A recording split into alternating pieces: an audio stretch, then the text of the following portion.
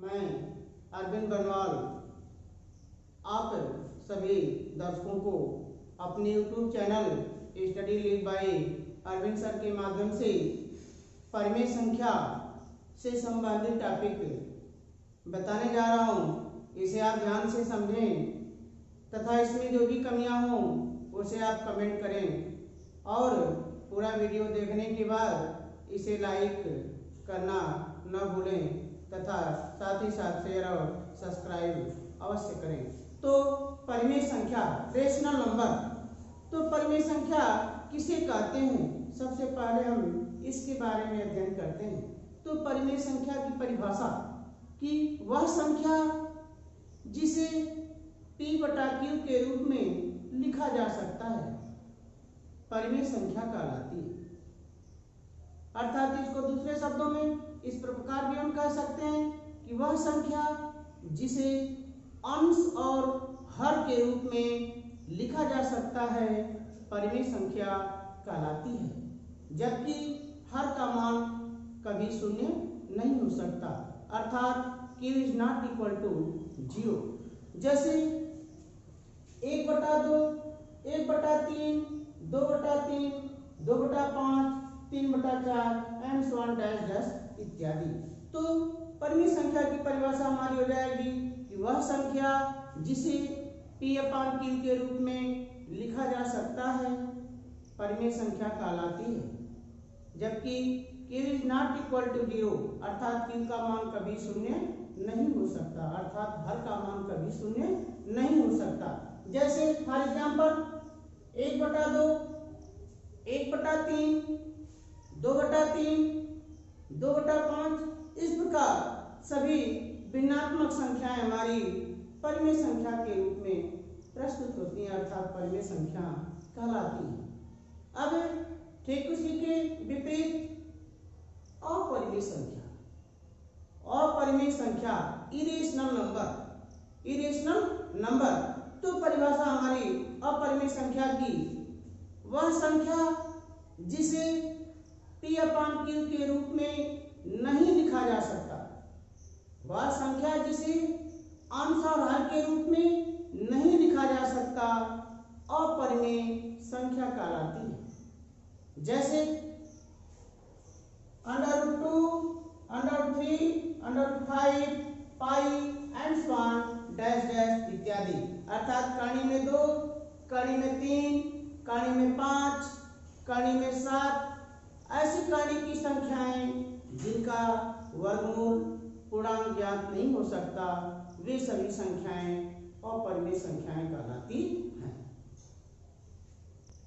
अब हमें जैसा कि अभी पढ़े परिभाषा के अनुसार परिमेय संख्या और अपरिमेय संख्या, तो अपरिमेय संख्याओं के उदाहरण में मान हमारा कड़ी में 2, कड़ी में 3, कड़ी में 5 इस प्रकार ऐसी सभी कड़ी की संख्याएं। इनमें से यदि किसी को दे दिया जाए कि सिद्ध कीजिए कि कड़ी में 2 या कड़ी में 3 या कड़ी में 5 या अन्य कोई कड़ी की संख्या जिसका वर्गमूल ज्ञात न हो सके पूर्णांक के रूप में, यह अपरिमेय संख्या है।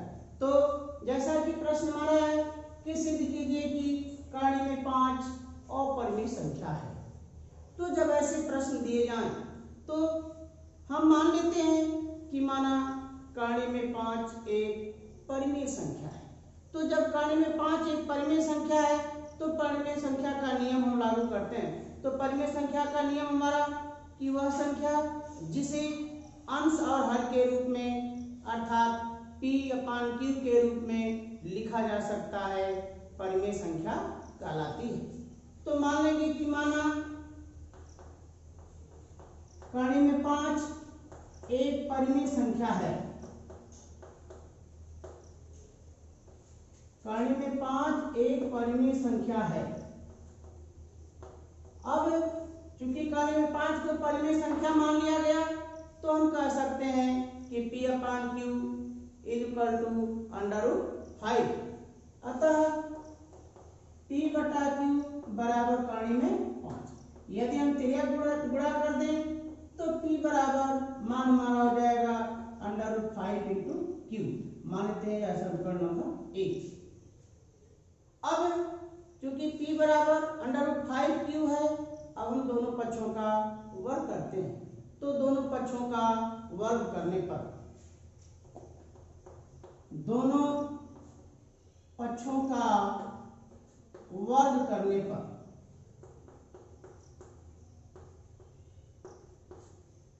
तो जब हम दोनों पक्षों का वर्ग करते हैं तो p का स्क्वायर हो गया p स्क्वायर और ये हो जाएगा हमारा √5q होल स्क्वायर। अब हम कड़ी में 5 का भी वर्ग करते हैं और q का भी वर्ग करते हैं, तो कड़ी में 5 का वर्ग यानी कड़ी में 5 गुणे कड़ी में 5, किसी भी संख्या का वर्ग उस संख्या का उसी संख्या में हम गुणा करके प्राप्त करते हैं।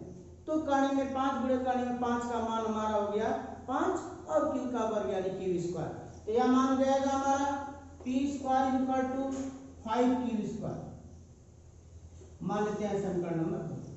अब p square equal to 5q square, जैसे उदाहरण रूप में हम मान लेते हैं कि कोई संख्या हमारी 15 है, तो 15 को हम लिख सकते हैं कि 5 तिया 15, अर्थात 15 का मान हमारा हो गया 15 बराबर 5 गुणे 3। यानी हम कह सकते हैं कि यदि 15 बराबर 5 गुणे 3 है तो 15 में 5 से भाग हमारी 3 बार जाएगी, अर्थात 15 का एक गुणनखंड 5 होगा। उसी प्रकार यहाँ मान हमारा p स्क्वायर बराबर 5q स्क्वायर, तो हम कह सकते हैं कि p स्क्वायर का एक गुणनखंड 5 होगा, अतः p स्क्वायर का गुणनखंड 5 होगा।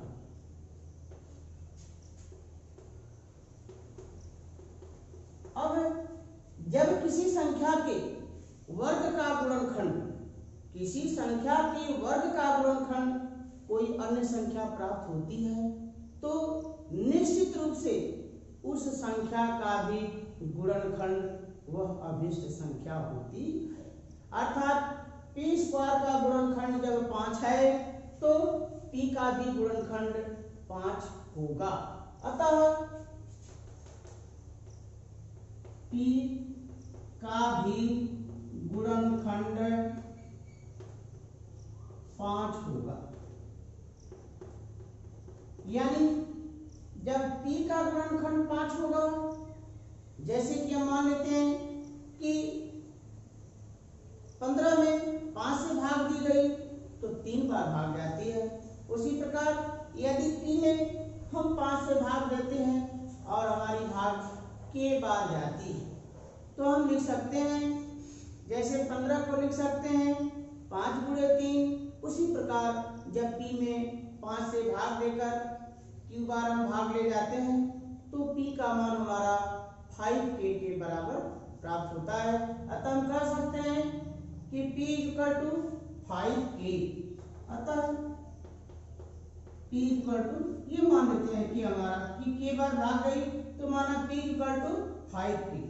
अब यह p का मान 5k हम इस समीकरण में रख देते हैं, तो समीकरण 2 में p बराबर 5k रखने पर, तो p के स्थान पर जब हम 5k रखते हैं तो 5k whole square equal to 5q square. अब इसको जब हम सरल करते हैं तो 5k का होल स्क्वायर अर्थात 5k इंटू 5k, यानी यह मान हो जाएगा हमारा 5 × 5 = 25 k स्क्वायर। तो हो जाएगा मान हमारा 25k square equal to 5q square. अब चूंकि लेफ्ट हैंड साइड और राइट हैंड साइड दोनों के गुणांक 5 से विभाजित हो सकते हैं, तो हम 5 से भाग देते हैं दोनों पक्षों में, तो हमारा मान हो जाएगा कि 5k square equal to q square, या इसको हम ये भी कह सकते हैं या q square equal to 5k square. मान लेते हैं समीकरण नंबर 3। अब जब q square equal to 5k square हमें प्राप्त हो गया, जैसा कि समीकरण 2 से मान था हमारा p square equal to 5q square, तो हमारा होगा। उसी प्रकार जब क्यू स्क्वायर इक्वल टू 5 के स्क्वायर प्राप्त हो रहा है तो हम यह स्पष्ट शब्दों में कह सकते हैं कि क्यू स्क्वायर का गुणनखंड 5 होगा। अतः क्यू स्क्वायर का गुणनखंड 5 होगा।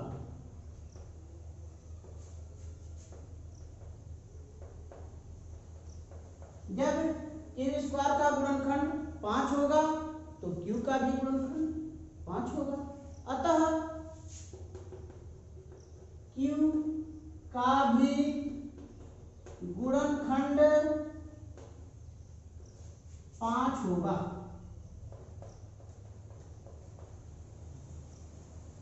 अब प्रश्न के द्वारा हमारा प्राप्त हुआ P का गुणनखंड 5 है, Q का भी गुणनखंड हमारा 5 है।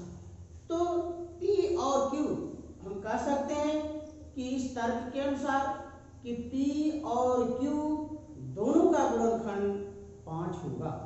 अतः P तथा Q दोनों का गुणनखंड 5 होगा। जब P और Q दोनों का गुणनखंड 5 है, जैसा कि प्रश्न माना है, माना गया है जब परिमेय संख्या तो P बटा Q बराबर कर्ण में 5, P का भी गुणनखंड 5, Q का भी गुणनखंड 5, यह असंभव है, यह असंभव है। तो जो कि कल्पना के विपरीत है, जो कि विरोधाभास प्रदर्शित करता है,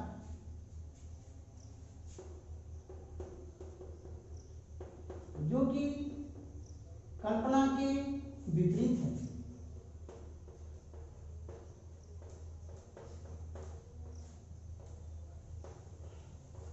अब यह कल्पना के जब विपरीत है, चूंकि हम माने हैं कि यह एक परिमेय संख्या है, कर्ण में 5 हमारी परिमेय संख्या है, और जो हमारा तर्क है वह कल्पना के हमारे विपरीत पाया जाता है। अर्थात हम कह सकते हैं कि कर्ण में 5 परिमेय संख्या नहीं होगी। अतः कर्ण में 5 परिमेय संख्या नहीं होगी।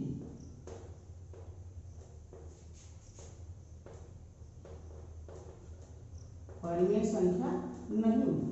और जब अंडर 5 परिमेय संख्या नहीं होगी तब क्या होगी? तो हम स्पष्ट शब्दों में कह सकते हैं कि कर्ण में 5 एक अपरिमेय संख्या होगी। अर्थात कर्ण में 5 एक अपरिमेय संख्या होगी। इस प्रकार हम ऐसे प्रश्नों को जिसे कि सिद्ध करना हो अपरिमेय संख्या, तो इस प्रकार हम सिद्ध करते हैं उसको। अब हमारा अगला क्वेश्चन, सिद्ध कीजिए कि 3 धन 2 कर्ण में 5 एक अपरिमेय संख्या है। यानी हमें सिद्ध करना है कि 3 धन कर्ण में 2 कर्ण में 5, 3 + 2 √ 5 एक अपरिमेय संख्या। ठीक उसी प्रकार जैसा कि पिछले प्रश्न को हल किया गया, हम मान लेते हैं इस प्रश्न में भी कि माना 3 + 2 √ 5, 3 धन 2 कर्ण में 5 एक परिमेय संख्या है। तो माना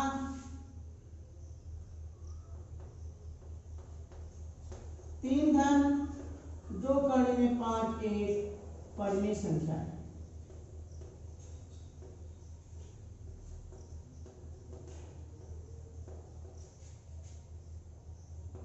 परिमेय संख्या। तो जैसा कि हम अभी पढ़े कि परिमेय संख्या को सदैव P/Q अर्थात अंश और हर के रूप में लिखा जा सकता है। अतः हम कह सकते हैं कि P/Q = 3 + 2 √ 5 दोनों पक्षों का वर्ग करने पर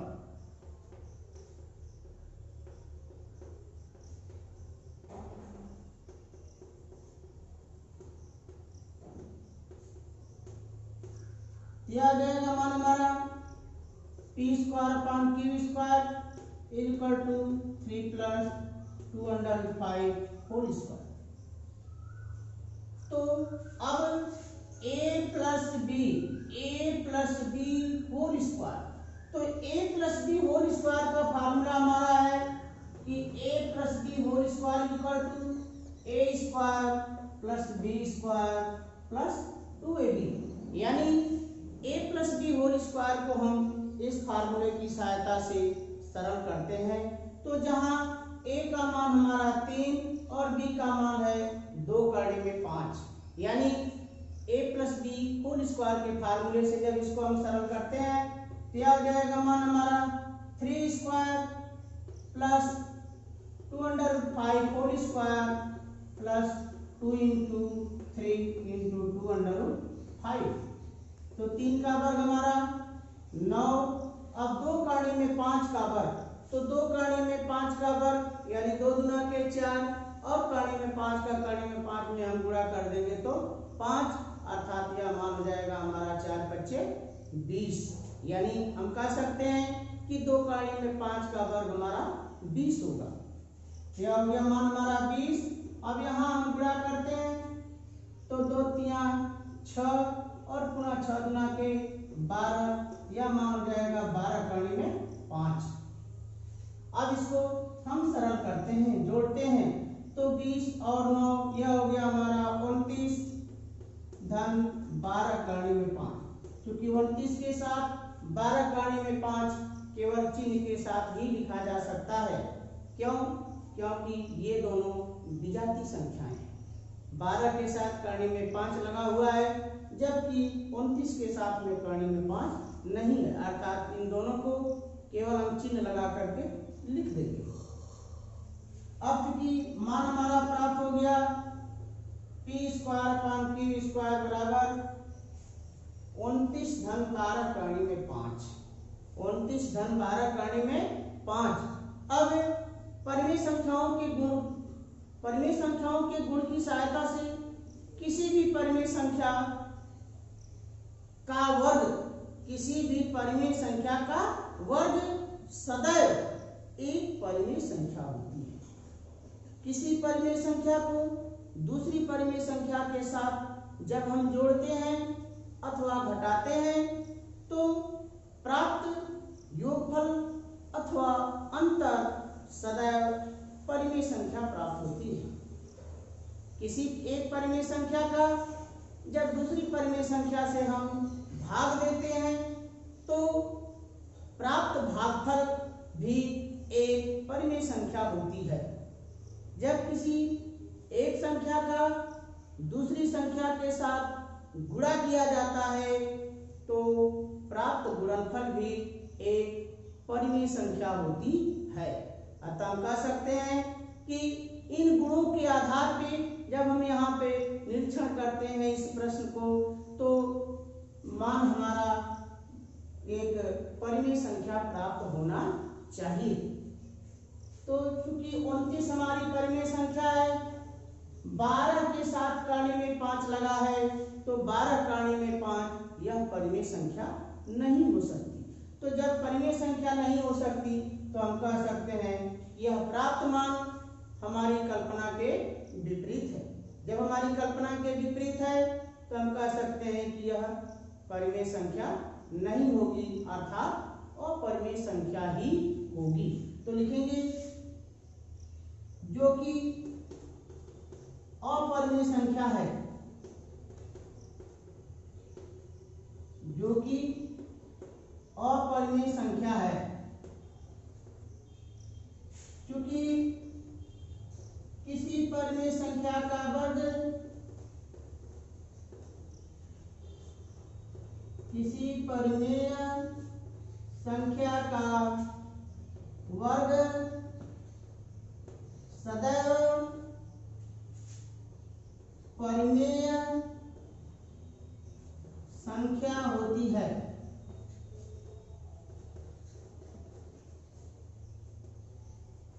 अतः उपरोक्त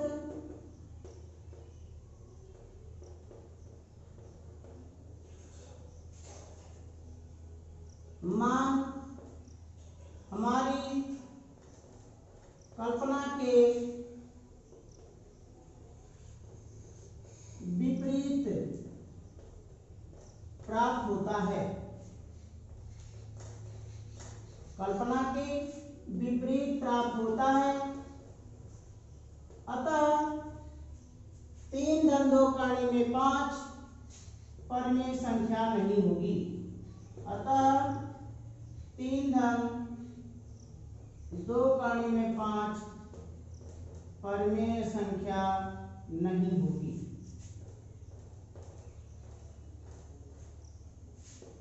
और जब परिमेय संख्या नहीं होगी तो हम स्पष्ट शब्दों में कह सकते हैं कि 3 धन 2 काणी में 5 अपरिमेय होगी। अतः 3 धन 2 काणी में 5 अर्थात 3 धन 2 काणी में 5 एक अपरिमेय संख्या होगी।